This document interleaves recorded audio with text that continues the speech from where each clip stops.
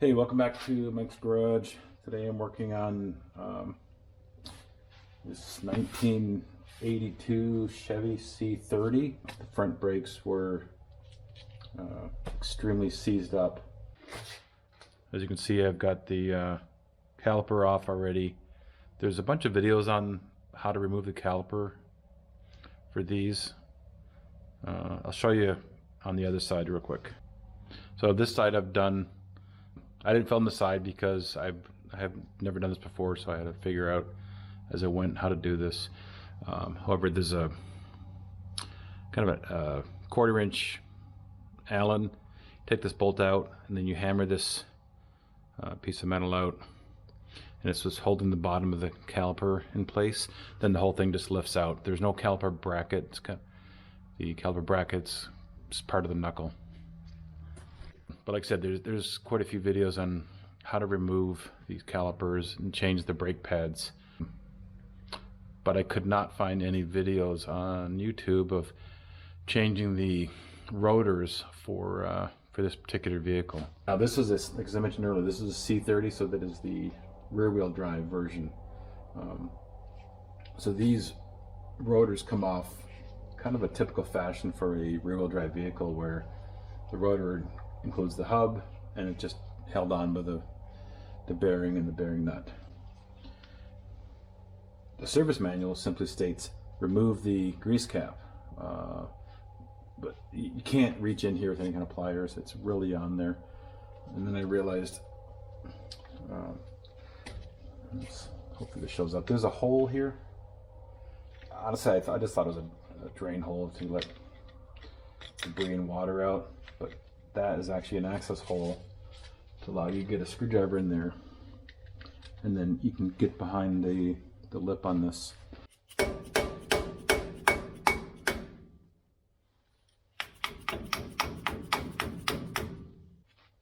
Switch over to a small pry bar, get it the rest of the way. It just fits in this little hole.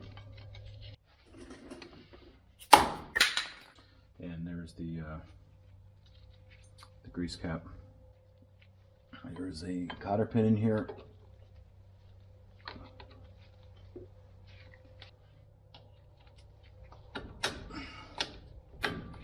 Okay.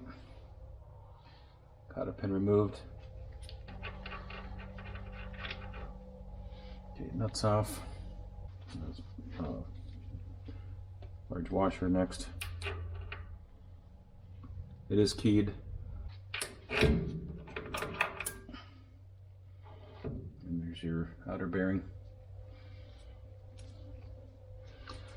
My plans are to, reuse these bearings. I did not get new ones. The driver's side is fine. Yeah, there's no scoring, there's no pitting, so it'd definitely be good to reuse. I'll clean them up and repack them, of course, but when you go to pull the rotor off, just be ready. Unless you're very young and strong and fit, they are very heavy. And I'm like closing on 60, so this is, for me, these are quite heavy. Anyways, that is the rotor removed.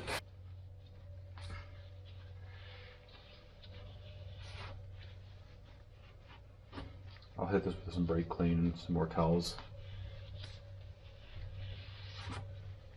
But this is where the bearing is riding on, is on this surface and this surface for the inner and outer bearing. We need to get this inner bearing out.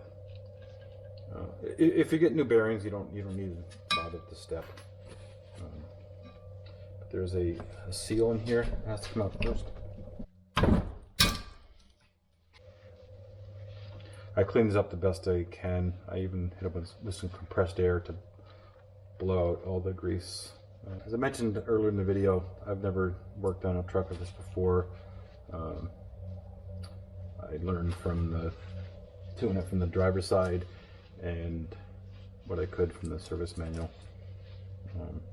So if you see something I'm doing wrong, be polite in the comments. New ACDelco rotors, inner and outer races are already installed. To grease them up.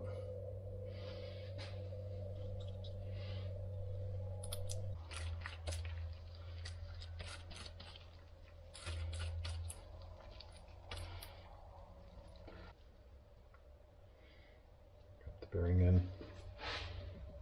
Back a little bit in behind the bearing now.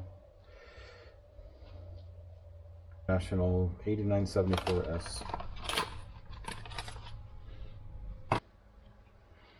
Then on the rubber. Yeah, there's no spring in here. You have to worry about the spring getting falling out. I did look up on the service information, the old manual I found, and it says just to pound this in until it's flush. Make sure your bearing's in there before you put the seal in. Just gonna go out and get a new seal. Because it just has to be installed flush, you know, 2x4 or 4x4, anything will work. I'm using a cheap seal driver I got years ago.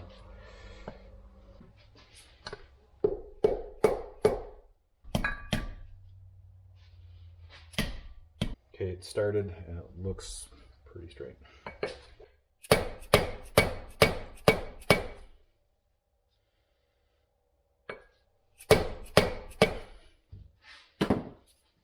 Same procedure for the outer bearing. Just get it packed in between the race and the needles.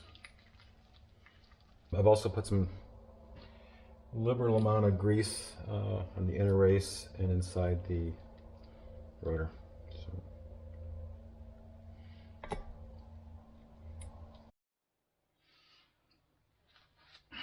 Okay, so the axle shaft has been cleaned, wheel bearing grease added. I've lubed up back here where the seal is going to ride, and of course both bearing surfaces. Set the outer bearing aside for now. I'm going to get this on as, you know, centered as possible so it's not dragging along the way the rotor is not on the rubber seal.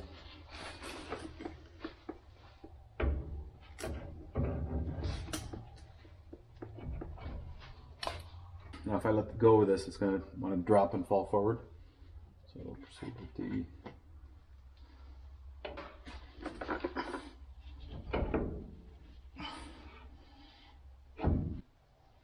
After you've installed the outer bearing, supposed to pack a little more grease in there.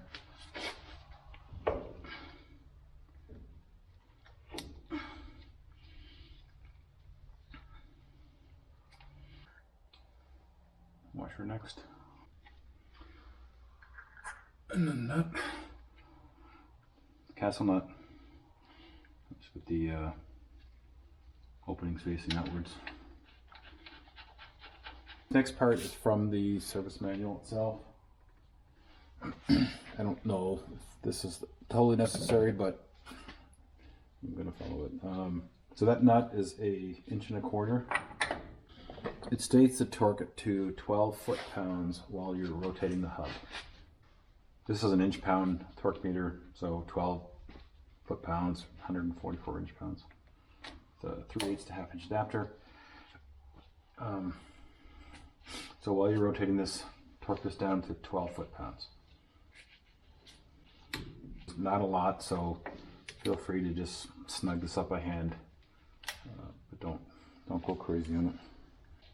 The purpose of that is just to push the any excess grease into the bearings so that they're properly seated.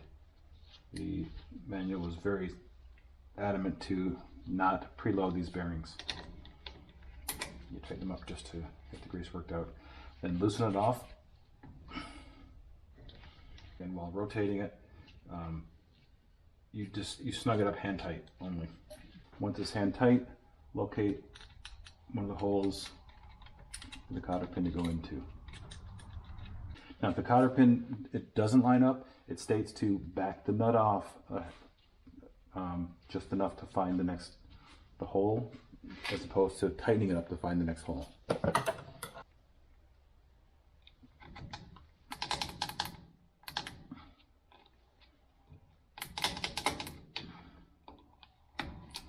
Okay, cotter pin is fully seated. Now for the grease cap. Clean up the mating surfaces. I'd highly recommend using some kind of chisel to hit on the outside here. If you hit it here, it will dent. I can show you the other side.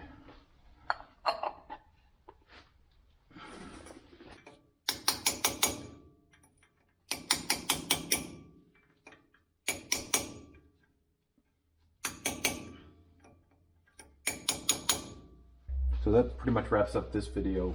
As I mentioned earlier, the purpose of this was to show how to replace the rotor in this vehicle, not the complete brake job. So anyways, thanks for watching.